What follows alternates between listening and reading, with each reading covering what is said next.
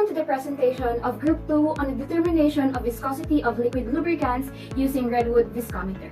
The viscosity of a fluid is the measurement of its resistance to flow. Internal friction of a moving fluid is described by this term. Since of its molecular makeup, a fluid with high viscosity opposes motion because it has a lot of internal friction. When a fluid has a low viscosity, it moves readily because of its molecular nature causes very little friction. Because the liquid, on the other hand, have a high barrier to flow as viscous force reduces liquid momentum transfer, necessitating more power to agitate the liquid. The resistance of fluid to shear loads is determined by its viscosity. It is the measurement of the internal fluid friction that produces fluid resistance. When two layers of fluid move one over the another at a distance of dy, the difference in their velocity u and u plus du tends to slow down the overflow because viscosity is inversely related to temperature. There is a relationship between the viscosity and temperature. Along with these are the various variations. First is that viscosity of the liquid reduces as the temperature rises, but the viscosity of gases rises as the temperature rises. Because viscous force in liquid are caused by cohesive forces and molecular momentum transfer. Because of the closely packed molecules in liquids, cohesive forces are more essential than the molecular momentum transfer, and when temperature rises, the cohesive transfers diminish and resulting to the drop of viscosity. In gases, however, molecular momentum transfer takes precedence over cohesive forces. As the temperature rises, the molecular momentum transfer increases and the viscosity of gases rises as well. The viscosity of the given fluid is determined using the redwood viscometer and measured as the time of flow in redwood seconds. The viscosity of the fluid indicates the resistance offered to the shear under laminar condition. Redwood viscometer and its concept was the primary focus of this laboratory experiment. The laboratory experiment have several objectives. First, to determine the redwood seconds and kinematic viscosity of the given liquid lubricant at different temperature using redwood viscometer. Second, to calculate the dynamic viscosity of a certain liquid lubricant using a defined formula. Third, to plot the relationship of redwood seconds, kinematic viscosity, and the dynamic viscosity with respect to the temperature. Fourth, we are to determine the type of variation occurred between the two parameters from the two graphs. Lastly, to apply and appreciate the concept of viscosity in daily life. The apparatus and materials used in the lab experiments are redwood viscometer, a stopwatch, a thermometer, beaker, engine oil, and a glycerol. Virtual simulation will be utilized for this experiment through the site called Virtual Labs, but take into note that there's also an actual procedure that can be done to do the actual experiment.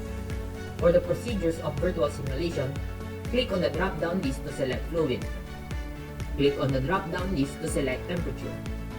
After selecting the fluid and temperature, click on the lift button. The flow of fluid will start. Observe the rise in level of fluid in the container and click the stop button when the fluid reaches 50 cc mark. Now click on the reset button to reset the setup.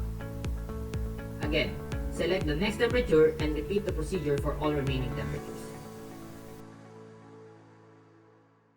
After performing the same procedure for all the readings, select the next fluid from the drop-down menu. Repeat the procedure for the selected fluid and various temperatures.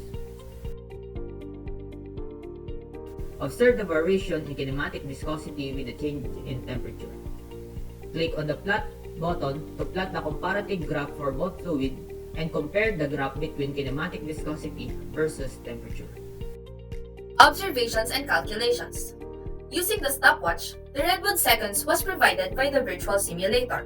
Furthermore, in providing the kinematic viscosity, the virtual simulator uses a certain formula that can be used for varying temperatures, which is shown below.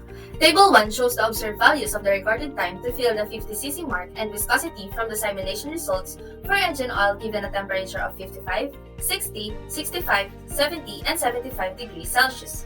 At 55 degrees Celsius, the time recorded is 525 seconds and the viscosity is 1.29 centistokes. The time recorded is 325 seconds and the viscosity is 0.80 centistokes at 60 degrees Celsius. At 65 degrees Celsius, the time recorded is 250 seconds and the viscosity is 0.61 centistokes. The time recorded is 135 seconds and the viscosity is at 0.32 centistokes at 70 degrees Celsius.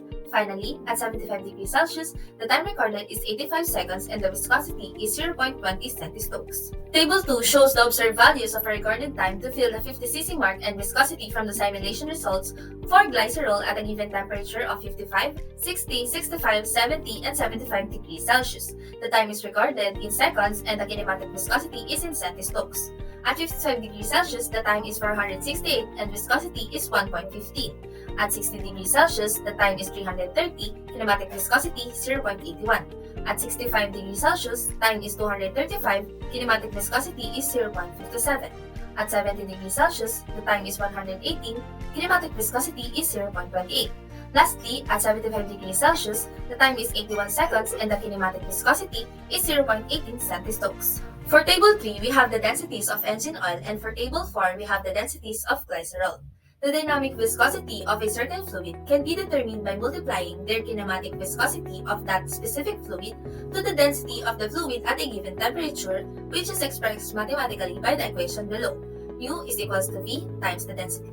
The Table 5 shows the redwood seconds of the two lubricants with varying temperature. Using the data from that table, we can now plot the graph, which is based on the redwood seconds and temperature. From the graph, we can show the relationship between the redwood seconds and temperature of engine oil and glycerol. The redwood seconds of the engine oil and glycerol tested was found to be dependent on the temperature. As the temperature rises, the experiment from the redwood viscometer showed that redwood seconds goes down. As the temperature goes down, the redwood seconds goes up. For Table 6, we have the kinematic viscosity of the two lubricants with varying temperature. Proceeding to figure number 7, Figure 7 shows the graph of the relationship between the kinematic viscosity and temperature of engine oil and glycerol, so from this graph, one can easily understand.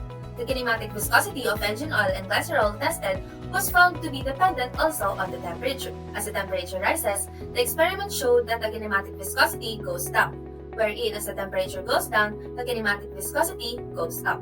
Lastly, we have the table number 7, which is the dynamic viscosity of the two lubricants with varying temperature. Using all the data in the table, we can now plot the graph for dynamic viscosity versus temperature. Same with the previous figures shown earlier, it is said that the dynamic viscosity of the engine oil and glycerol was found to be dependent also on the temperature. As the temperature rises, the experiment showed that the dynamic viscosity goes down.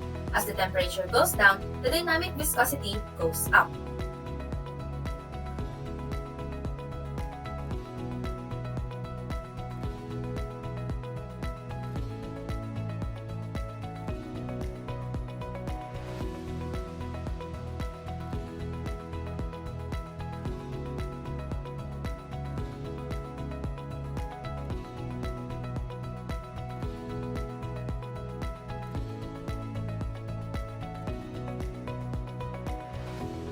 Conclusion.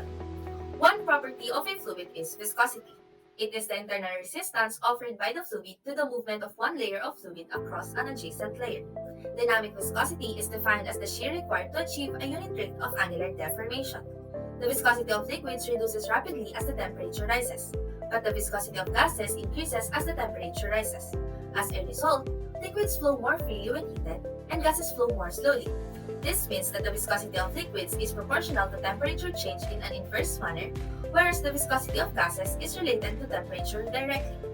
In this laboratory experiment, the students were able to simulate the usage of a redwood viscometer to obtain the redwood seconds and kinematic viscosity of engine oil and glycerol in varying temperatures. The value of the dynamic viscosity was computed and include defined formulas. The relationship of temperature versus redwood seconds, kinematic viscosity, and dynamic viscosity was plotted using the aid of Excel. The type of variation was also determined in this laboratory experiment. In conclusion, all the plotted values from the graph have a decreasing variation. For temperature versus redwood seconds, it shows an inversely proportional relationship, which means that as the temperature increases, the time it takes longer. This is the same for temperature versus kinematic viscosity and temperature versus dynamic viscosity. A decreasing variation means that they all have an inversely proportional relationship. As temperature increases, all the other parameters decreases, and this is the same for the liquid lubrication used.